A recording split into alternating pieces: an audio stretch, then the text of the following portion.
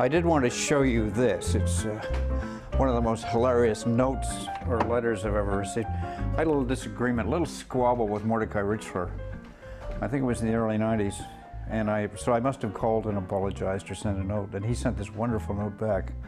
Dear Mosher, I did not take offense at anything you said or did. However, be advised, my new novel features a short, overheated cartoonist, actually a failed shortstop, who flees down the 401 to Toronto once his beautiful wife discovers that he is a fag. I call him Mary Tosher. Best wishes, Mordecai. We miss him.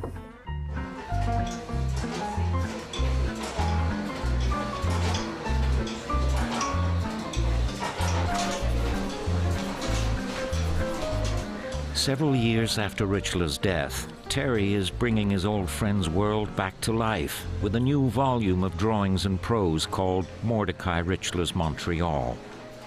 The concept is to take some wonderful writing that Mordecai did specifically on the subject of Montreal. Not only his books, but articles and all sorts of things, and make in effect a digest of his observations on Montreal sports, pool halls, politicians, all of this. The project, his 39th book, is less ephemeral than beating up on politicians. Despite the sub-zero temperature, Terry relishes his work. A virtuoso draftsman revisits his roots. I first learned perspective wandering the alleyways of Quebec City, Toronto, Montreal, and doing sketching, just like this. The business of light poles and buildings. It's an excellent way to learn how to draw. Mordecai's Montreal is a bit of Terry's too. From early on, both men were attracted to the grittier side of town, the back alleys, bars and eateries within a stone's throw of St. Urban Street. Montreal is like a multifaceted jewel with so many different sort of establishments and different groups and that sort of thing. It started out with the French-English thing, but then with the many newcomers, it's a wonderful sort of mix of people and attitudes. I love everything about it. Leonard Cohen had the right idea years ago when he suggested that perhaps Montreal should become an independent state. I would support that. It's in Montreal, where Terry Mosher spent most of his adult life, that he's known both professional triumph and personal setback. Today, he enjoys collecting drawing material in a sun-drenched alley.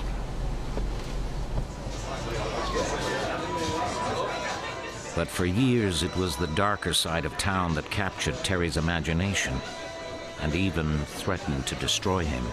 What I was addicted to was getting drunk. That release, that artificial enthusiasm. I drank in bars. I like the sound of bars, I like the music, I like the women's laughter.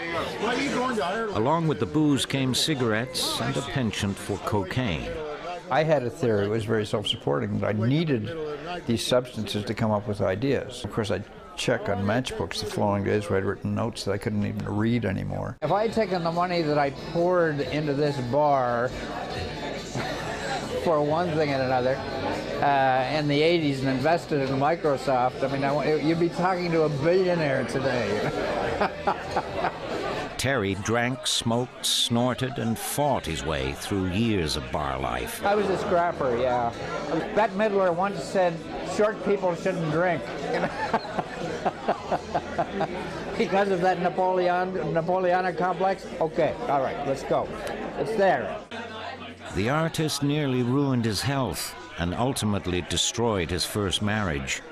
He still remembers those countless morning afters.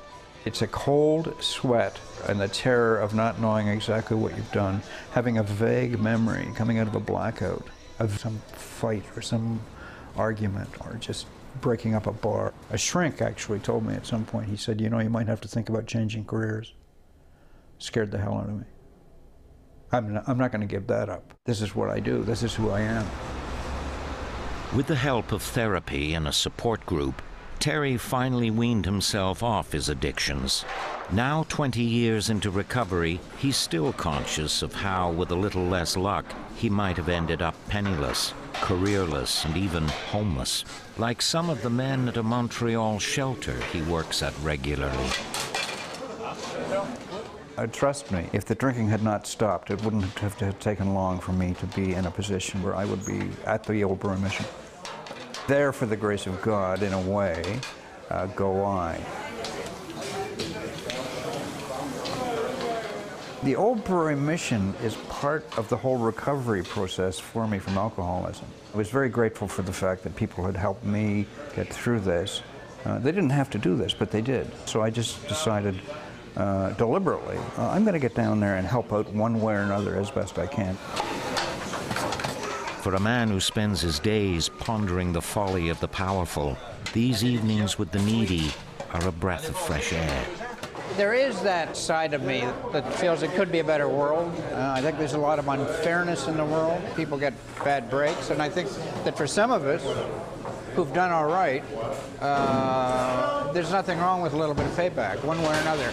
And the more hands-on you can be with it, I think the more satisfying it is. It's easy to write a check, but to get down here and talk to a few people, that sort of thing, it also makes it very real. As Terry weaned himself off drugs and booze in the early 80s, he got hooked on another obsession, caricaturing then Prime Minister Brian Mulroney. Brian and I had tripped over each other once or twice in Quebec City. I was in art school, he was at Laval. But then he came to Montreal just about the same time I did and began to establish a reputation as a very hotshot lawyer and labor negotiator and that sort of thing. So he was always kind of there. I like Mulroney a lot because he was a bullshitter and so was I, and he drank too much. The first year or so that Brian Mulroney was in power, he could do no wrong. Everybody delighted in him. You know, I couldn't come up with anything, but then the blarney began a little bit, and then the concept of a free trade idea, which I was very much against. The policies really began to bother me. The phenomenal wooing of the Americans, which I've always been very uncomfortable with.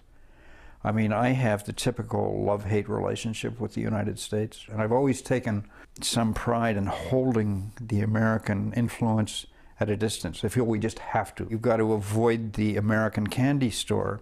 Brian was in there selling the candy, you know, from the little shop. And the embarrassing business in Quebec City was Ronald Reagan singing When Irish Eyes Are Smiling at this summit. I mean, so embarrassing. Typical, I felt, that, you know, he loves the Americans. Made me angry sometimes, too, so it showed in the cartoons.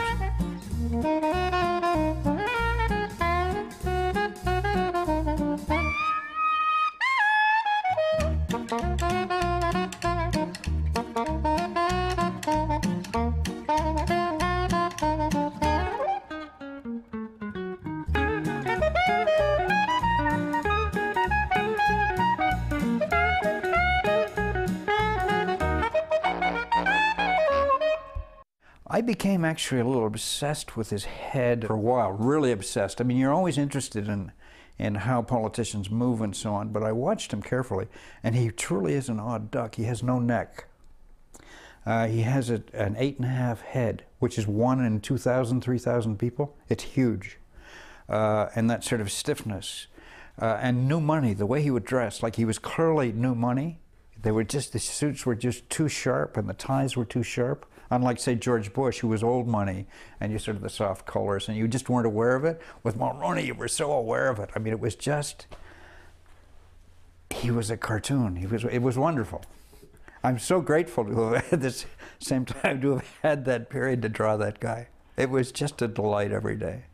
I began seeing him and everything, and my editors at the Gazette got a little worried because I'd look at a toaster and I'd see his face. I would look at a light plug and I would see the big chin. I would draw a tooth, like a toothache, and I would turn it into Mulroney, all kinds of things. The Pillsbury Doughboy, Flanders Peanut character with the top hat and the glasses. I just began drawing everything as Brian Mulroney. And one day I remember going in to see my editor, Joan Fraser, with an ad for a potato, and I said, look, don't you see it right there? Mulroney is right there. It was a clear and wonderful obsession for a period of time.